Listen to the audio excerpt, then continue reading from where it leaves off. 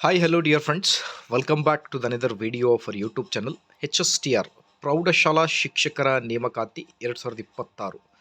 H K ರೀಜನಲ್ಲಿ 1591 post vacant ಇವೆ. ನಾನ್ H ಕೆಯಲ್ಲಿ 3359 ಪೋಸ್ಟ್ಗಳಿಗೆ ಶಿಕ್ಷಣ ಸಚಿವರಿಂದ ಶುಭ ಸುದ್ದಿ ಅಂತ ಹೇಳ್ತಾ ಇದ್ದಾರೆ. HSTR ಟೀಚರ್ಸ್ ರಿಕ್ರೂಟ್ಮೆಂಟ್ ಕುರಿತು ಡೀಟೇಲ್ ಆಗಿ ನೋಡ್ತಾ ಬರೋಣ. ರಿಕ್ರೂಟ್ಮೆಂಟ್ ಪ್ರೊಸೆಸ್ ಹೇಗಿದೆ, TET ಇದಕ್ಕೆ ಬೇಕಾಗಿಲ್ಲ.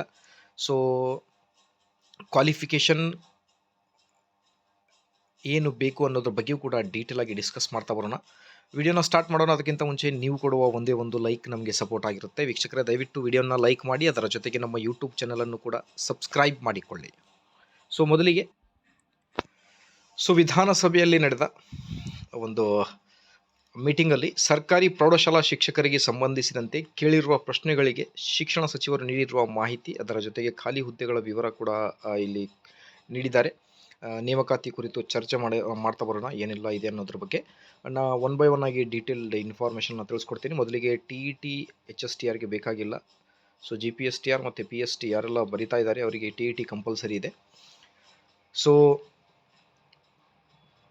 2025-26ನೇ ಸಾಲಿನ ಆಯವ್ಯಯ ಘೋಷಣೆಯಲ್ಲಿ ತಿಳಿಸಿರುವಂತೆ ಕಲ್ಯಾಣ ಕರ್ನಾಟಕ ಭಾಗದಲ್ಲಿರುವ ಖಾಲಿ ಇರುವ 5267 ಶಿಕ್ಷಕರ ಹುದ್ದೆಗಳನ್ನು ಭರ್ತಿ ಮಾಡಲಾಗುವುದು ಅನ್ನೋದ್ರ ಬಗ್ಗೆ ಮೊದಲು ಮಾಹಿತಿಯನ್ನು ನೀಡಿದ್ದಾರೆ.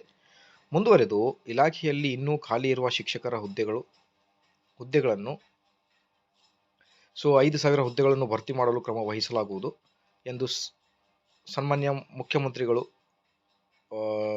ಆಯವ್ಯಯ ಖಂಡಿಕೆ 119ರಲ್ಲಿ ಘೋಷಿಸಿರುತ್ತಾರೆ.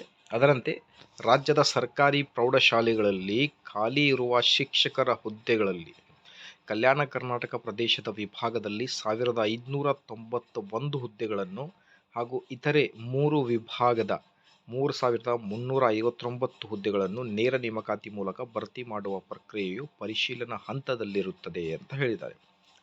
ನೋಡಿದರಲ್ಲಿ ಕಲ್ಯಾಣ ಕರ್ನಾಟಕ ಭಾಗದಲ್ಲಿ ಅಂದರೆ ಕಲಬುರಗಿ ವಿಭಾಗ, ಇನ್ನುಳಿದ 3 ವಿಭಾಗ ಅಂದರೆ ದಟ್ ಮೀನ್ಸ್ ನಾನ್ HK ಬಗ್ಗೆ ಇಲ್ಲಿ ಮಾತಾಡ್ತಾ ಇದ್ದಾರೆ. ಸೊ ಟೋಟಲ್ ಆಗಿ ನಿಮಗೆ 3359 ಪ್ಲಸ್ 1591 ಈ ಹುದ್ದೆಗಳಿಗೆ ಶಿಕ್ಷಕರ ನೇಮಕಾತಿ, ಅದರಲ್ಲೂ ಕೂಡ ಪ್ರೌಢಶಾಲೆಯಲ್ಲಿ ಶಿಕ್ಷಕರ ನೇಮಕಾತಿಯನ್ನು ಆದಷ್ಟು ಬೇಗ ಹಂತದಲ್ಲಿರುತ್ತೆ. ನೇಮಕಾತಿ ಪರಿಶೀಲನಾ ಪ್ರಕ್ರಿಯೆ ಏನಿದೆ, ಸೊ ಹಾಗಾಗಿ ಬೇಗನೆ ನೋಟಿಫಿಕೇಶನ್ ಮಾಡ್ತೀವಿ ಅನ್ನೋದ್ರ ಬಗ್ಗೆ ಕೂಡ ಒಂದು ಭರವಸೆಯನ್ನು ಇಲ್ಲಿ ಮಾನ್ಯ ಶಿಕ್ಷಣ ಸಚಿವರು ಒಂದು ಮಾಹಿತಿಯನ್ನು ನೀಡಿರ್ತಾರೆ. ಆದಷ್ಟು ಬೇಗ ಶಿಕ್ಷಕರ ನೇಮಕಾತಿ ಆಗಲಿ. ಸೊ ಇದೇ ಥರ ನಿಮಗೆ ಏನಾದರೂ ಡೌಟ್ ಇದ್ದರೆ HSTR ಕುರಿತು, if you have any doubt just ಕಮೆಂಟ್ನಲ್ಲಿ ತಿಳಿಸಿ. ನೀವು ರೀಸೆಂಟ್ ಮುಗಿದಿರುವ TET ಎಲಿಜಿಬಲ್ ಆಗಿದ್ದೀರಾ ಅಥವಾ ಇಲ್ಲ ಅನ್ನೋದ್ರ ಬಗ್ಗೆ ಕೂಡ. ಬಟ್ ಇದರ ಜೊತೆಗೆ HSTR ಕುರಿತು ಏನಾದರೂ ಡೌಟ್ ಇದ್ದರೆ ಕಮೆಂಟ್ನಲ್ಲಿ ಖಂಡಿತವಾಗಿ ಕೇಳಿ. Please like, share and subscribe. Thank you.